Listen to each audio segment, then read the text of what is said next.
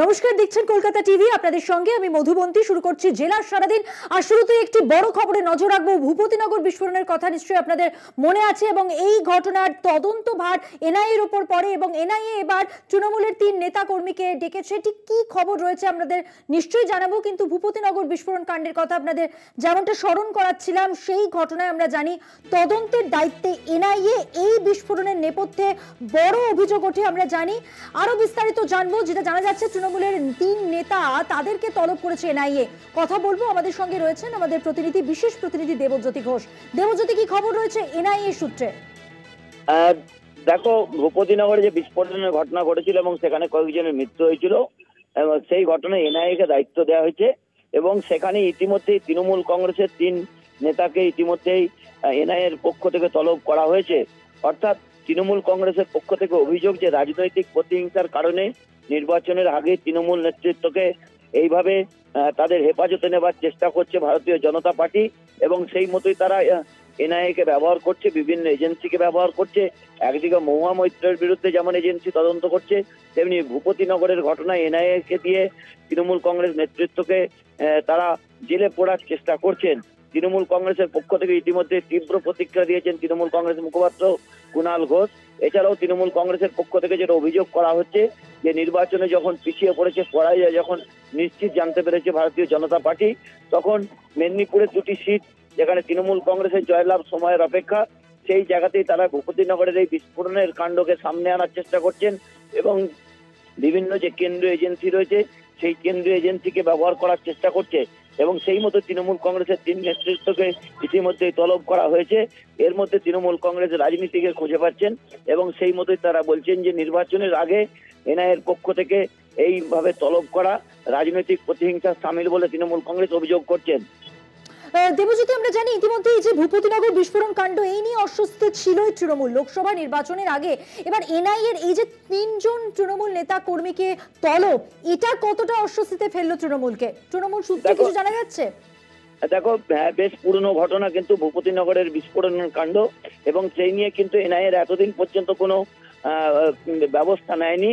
অর্থাৎ নির্বাচনের সময় কিন্তু এই কেন্দ্রীয় এজেন্সি হঠাৎ করে তলব করাতেই তৃণমূল কংগ্রেস তাতে রাজনৈতিক গন্ধ পাচ্ছেন এবং সেখানে তৃণমূল কংগ্রেসের এই জায়গায় যে 3 জন গুরুত্বপূর্ণ নেতৃত্ব রয়েছেন তাদের ডেকে পাঠানো রাজনৈতিক প্রতিহিংসা বলে তৃণমূল কংগ্রেস অভিযোগ করছেন।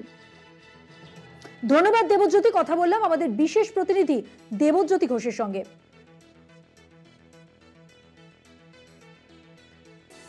পূর্ব মেদিনীপুরে হারছে এমনটা মনে করেই এইভাবে এনআইএ তলব তৃণমূলের 3 জন নেতা কর্মীকে। ঠিক কি বলেছেন কুণাল ঘোষ, দেখাবো আপনাদের। देखिए, ईस्ट मिदनापुर में एक कॉन्स्पिरेसी हो रहा है।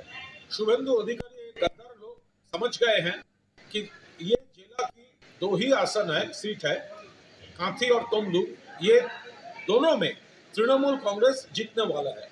इसीलिए अभी ये कॉन्स्पिरेसी कर रहा है, एनआईए को यूज कर रहा है। हमारा जो लीडर्स है, हमारा जो वर्कर्स है, उसको एनआईए नोटिस भेज रहा है, बुला रहा है। उनका कॉन्स्पिरेसी है, वो प्रेशर क्रिएट करेगा, अरेस्ट करेगा। ये वोट के पहले वो एनआईए मिसयूज करके वो इलाका फाका करना चाहता है और भाजपा वहाँ पर पब्लिक सपोर्ट नहीं है, इसीलिए ये कॉन्स्पिरेसी हो रहा है। हमारा टॉप लीडरशिप ये देख रहा है। हमारा कोई वर्कर, कोई लीडर ये नोटिस में रिस्पॉन्ड करके वहाँ पर नहीं जाएगा। हम लोग लीगली ये इशू कम्बैट करेंगे। हमारा टॉप लीडरशिप ये देख रहे हैं और पब्लिक जनता की दरबार में हमारा ये इंफॉर्मेशन हम जनता के साथ शेयर कर रहे हैं कि वोट के लिए अभी एनआईए का मिसयूज करने का ये कंस्पिरेसी अब शुभेंदु अधिकारी वो लोग कर रहे हैं। पब्लिक इसका मुंह तोड़ जवाब देगा। You see, there is a large conspiracy in East Midnapur. Shubhendu Adhikari and BJP, they can understand that TMC is going to win both of the seats, Kanthi and Tomluk. That's why they are now engaging themselves into a conspiracy. They are misusing NIA. Some noticed by NIA have been issued to our leaders, our workers, summoning them, and they will try to create pressure on them. They will try to arrest them on the eve of the election when campaign is started. Now they are trying to disturb our workers, but our top leadership, they are watching the whole situation, and our workers and leaders, nobody will respond to the summon and go to NIA.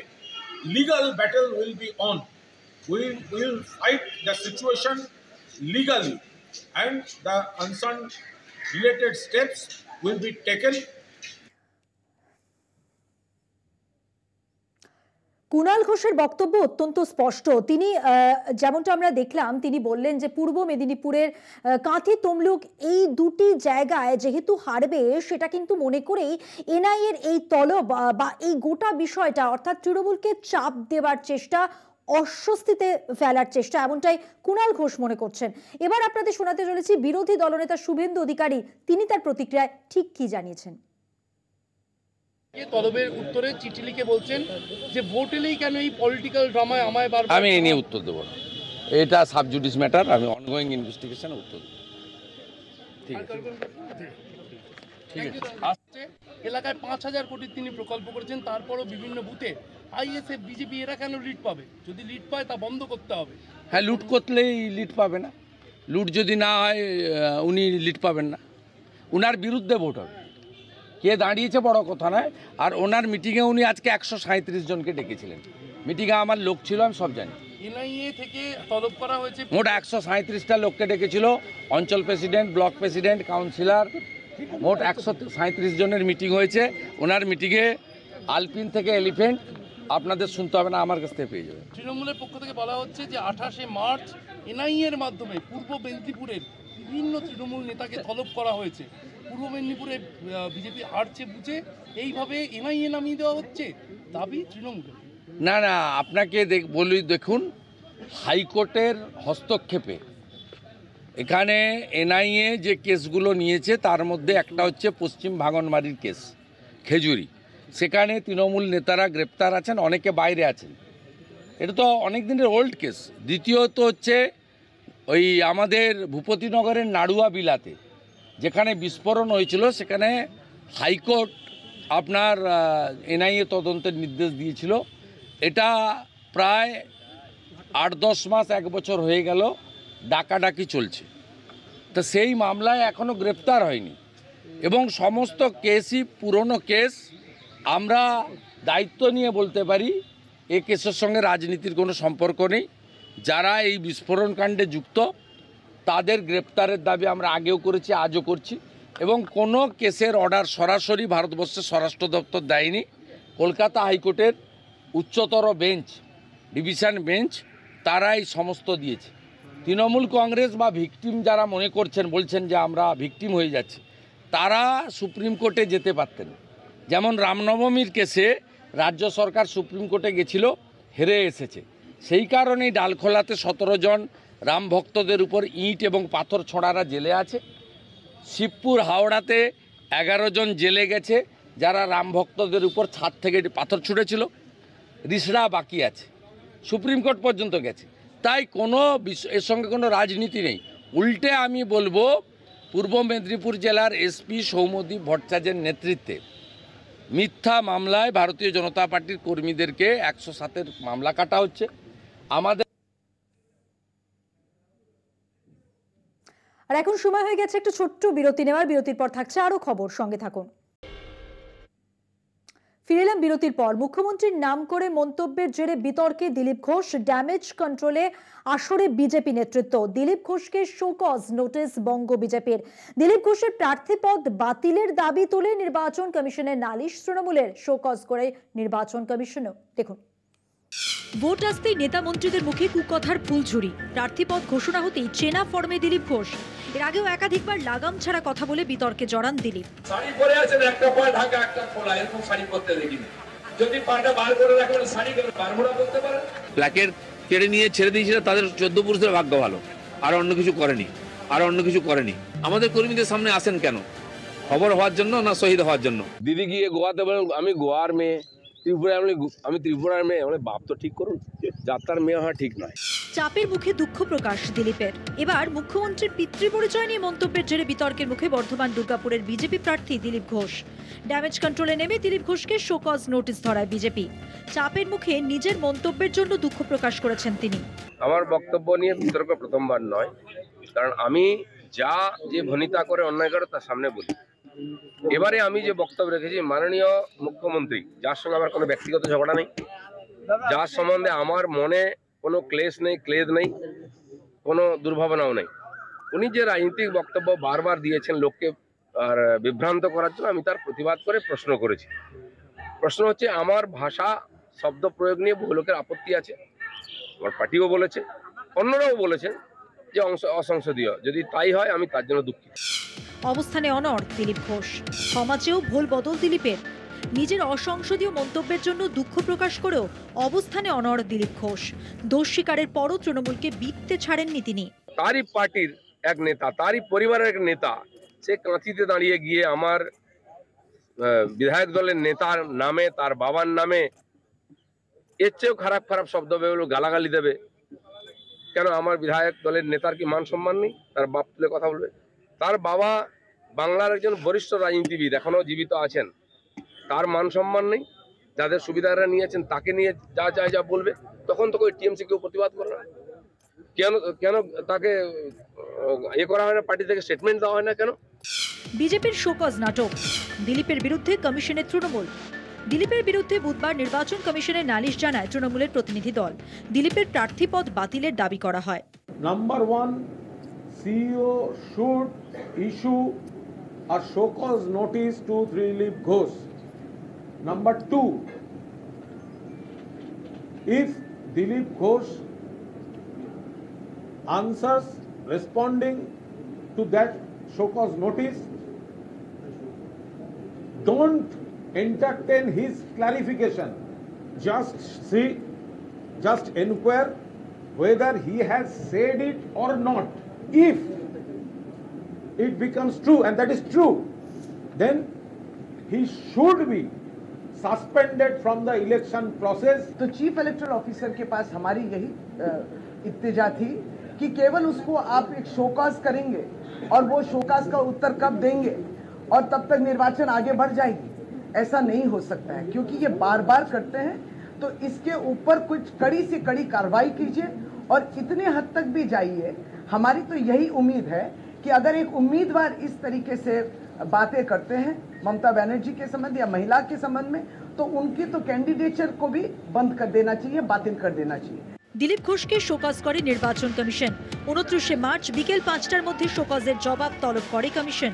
Dilip ঘোষের পাশাপাশি BJP প্রার্থী Hiran চট্টোপাধ্যায়কেও show cause notice পাঠায় নির্বাচন commission.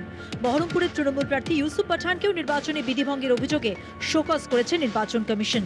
Kolkata TV. অনুব্রতহীন বীরভূমে চর্চায় সেই তিনি, তাই দেওয়াল লিখনেও কেষ্ট প্রসঙ্গ। দেখে নিন। রাঙ্গামাটির দেশ বীরভূমে এখন ভোট চর্চার কেন্দ্রে অনুব্রত মণ্ডল। ভোট আবহে দিল্লির তিহার থেকেও বীরভূমে তার খেলা আছে। দেওয়াল লিখনে অনুব্রতহীন বীরভূমে সেই কেষ্টর নাম। তিহারে বসেই খেলা হবে। অনুব্রতকে উদ্দেশ্য করে দুবরাজপুরের হেতামপুরে তৃণমূলের তরফে শতাব্দী রায়ের সমর্থনে দেওয়াল লিখনের পাশেই হলো বিজেপির দেওয়াল লিখন। লেখা হয়েছে, খেলতে খেলতে তিহার গেলে সঙ্গে নিয়ে মেয়ে, বাকিরা সব বসে আছে তোমার দিকে চেয়ে। বিজেপির পাল্টা দেওয়াল লিখনে অনুব্রত মণ্ডল সহ তৃণমূল কংগ্রেসকে নিয়ে কটাক্ষ করা হয়েছে। প্রসঙ্গত 2021 সালের বিধানসভা ভোটের সময় পাড়ার চায়ের দোকান থেকে ক্যাম্পাস মুখে মুখে ঘুরতে শুরু করেছিল খেলা হবে স্লোগান। অনুব্রত মণ্ডলের স্লোগানে সাড়া পড়ে গিয়েছিল। খেলা তো বন্ধ হবে না, ভয়ঙ্কর খেলা হবে, যেমন খেলা চাইবে সেই খেলা হবে, যে ধরনের খেলতে রাজি সেই খেলতে রাজি। ভয়ঙ্কর খেলা, খেলা খেলা ভয়ঙ্কর খেলা, এই মাটিতেই খেলা হবে। দেওয়াল লিখন নিয়ে শুরু রাজনৈতিক চর্চা। বিজেপির নিশানায় তৃণমূল। আমরা ওই অপেক্ষায় আছি যে তিহারে কতদিনে 11 জন হয় এবং তিহারে ভালোভাবে খেলে, সেটা অপেক্ষায় ওইটাই লিখেছি। আমাদের যেটা তিহার জেল নিয়ে যেটা লিখেছে সেটা তো গোটা ভারতবর্ষের মানুষ জানে, সেটা তো আর কিছু নয়। এটা যদি কারোর জ্বলন ধরে তাহলে তো আমাদের কিছু বলার নাই। এখনো বীরভূম লোকসভা কেন্দ্রে কোনো প্রার্থী ঘোষণা করেনি বিজেপি, কিন্তু তা সত্ত্বেও তৃণমূলের বিরুদ্ধে এই দেওয়াল লিখন নিয়ে বিজেপিকে পাল্টা আক্রমণ তৃণমূলের। নিচে নামানো তো এই প্রতিক্রিয়া দিয়ে যারা যা লিখছে লিখুককে, তো ভয় তো পেয়েছে, সারা জীবন ভয় পেয়ে গেছে, আজকে নতুন করে নয়, ভয় তো পায় অনুব্রতকে, সেটা তো প্রমাণিত। সেজন্য ওদের বিষয়ে ওরা কি লিখছে সেটার জন্য উত্তর দিয়ে লাভ নেই। খুব ভালো, আমার আগের থেকে ভালো হবে। ওনাদের কিছু করার ক্ষমতা নাই, সিবিআই ইডিকে দিয়ে বাকি নেতাজিকে যদি এমনি করে হ্যারাসমেন্ট করে ডাকা যায় তাহলে বোধহয় ওরা নির্বাচনী বৈতরণী পার হতে পারে। সেগুলো বলি সেটা কিছু হবার নেই, যাকেই যেভাবেই চাপ সৃষ্টি করুন না কেন তৃণমূলই জিতবে। উল্লেখযোগ্য 2009 সাল থেকে বীরভূম লোকসভা কেন্দ্র থেকে টানা জিতে আসছে তৃণমূল। টানা 3 বার এই কেন্দ্রে জিতেছেন শতাব্দী রায়। তবে গত 2 বছরে অনুব্রতহীন বীরভূমে অনেকটাই বদলে গেছে রাজনৈতিক প্রেক্ষাপট। তাই লালমাটির জেলার রাজনৈতিক রং এবার কি হবে জানা যাবে 4 জুন। বীরভূম থেকে ঋতুভাষ চট্টোপাধ্যায়ের রিপোর্ট, কলকাতা টিভি। জেলার সারাদিন আজকের মতো এ পর্যন্তই। দেখছেন কলকাতা টিভি, রাত দিন 7 দিন।